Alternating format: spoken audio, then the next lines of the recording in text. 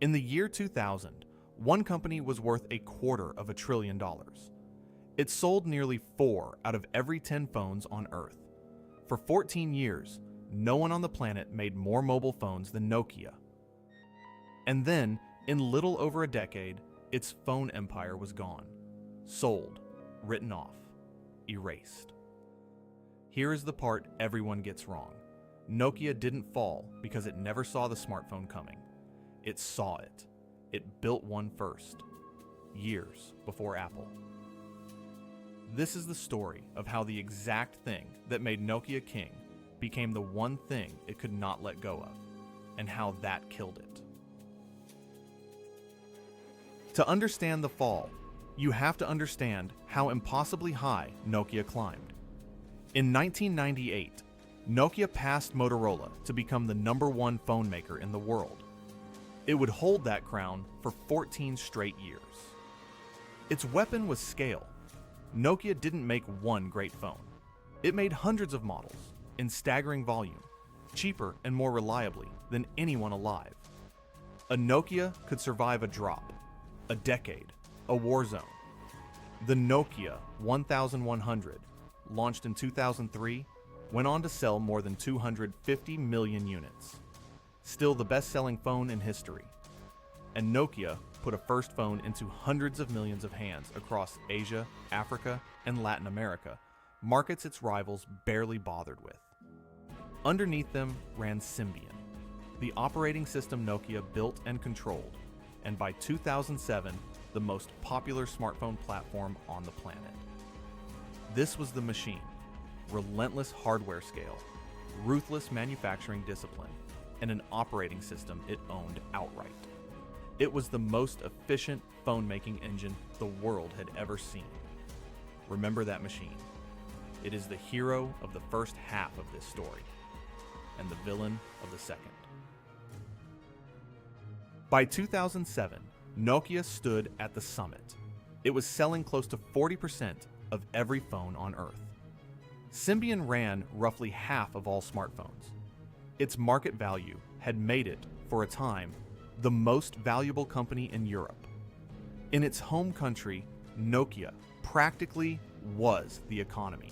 Around 4% of Finland's entire output, a fifth of its exports, and at one point, roughly 70% of the value of the Helsinki Stock Exchange. A single company had become a national industry. It felt permanent, untouchable.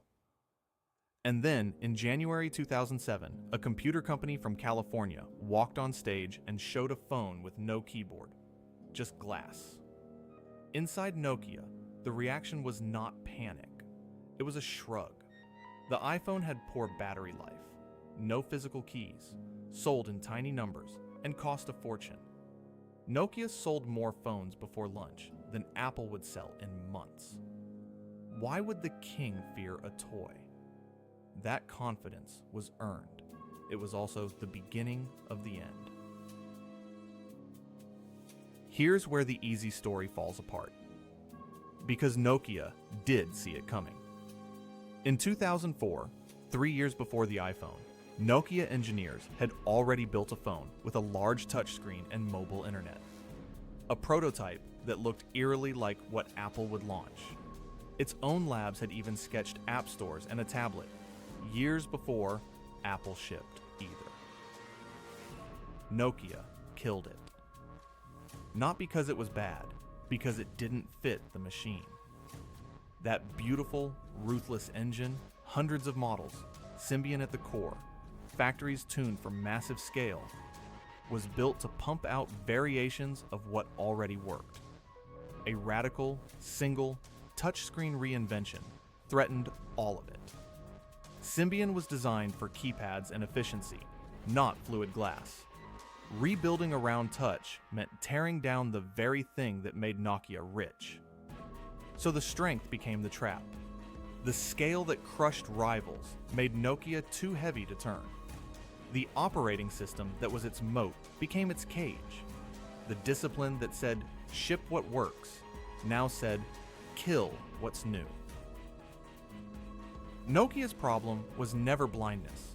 It was that it could not afford to stop being Nokia. Once the crack opened, the fall was brutal. The iPhone redefined the top. Then, in 2008, Google's Android arrived, free, open, and everywhere. Together, they didn't just take sales. They took the developers, the apps, the gravity of the whole industry. Nokia kept shipping Symbian phones into a world that had moved on. In early 2011, Android passed Nokia in smartphone volume. That February, Nokia's new chief executive, Stephen Elop, sent a memo to his staff. "We are standing on a burning platform," he wrote. Nokia, he admitted, had poured gasoline on its own fire. His answer was to jump. Nokia abandoned Symbian, the crown jewel, and bet the entire company on Microsoft's Windows Phone. It was a second bet the company moved to escape the first one, and it failed too. The apps never came. Buyers never came.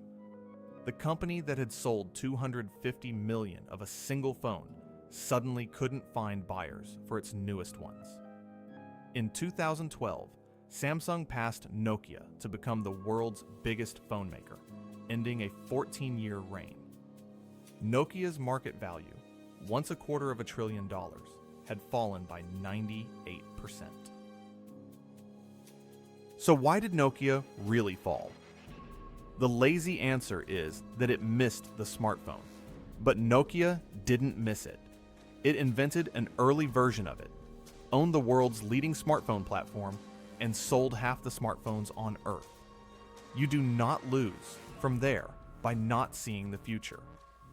Nokia lost because everything that made it dominant made it unable to change. Its scale demanded 100 models when the future needed one. Its owned operating system was too precious to abandon until it was worthless. Its manufacturing discipline optimized the past while the ground shifted. And here's the detail that breaks the myth completely. In 2010, Nokia spent close to $4 billion on research and development, around 3 times what rivals like Apple were spending. It did not lose for lack of trying, or money, or engineers. It outspent everyone and still lost. The failure was never effort. It was that all of that brilliance was aimed at defending the machine, not replacing it. The proof is in the price.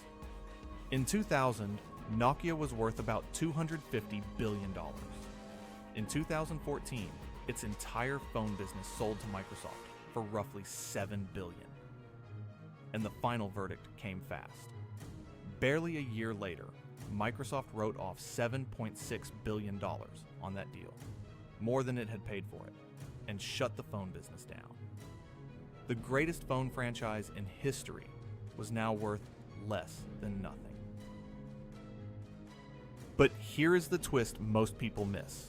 Nokia never actually died. The phone empire did, the brand in your pocket did, but the company behind it survived. Nokia began in 1865 as a paper mill in Finland. Over the next century and a half, it had already reinvented itself again and again, from paper to rubber boots to cables to phones. Shedding its old skin was the one thing Nokia had always known how to do. So when phones collapsed, it fell back on a business it had quietly run for decades: telecom networks. Today, Nokia builds the equipment that carries the world's mobile traffic.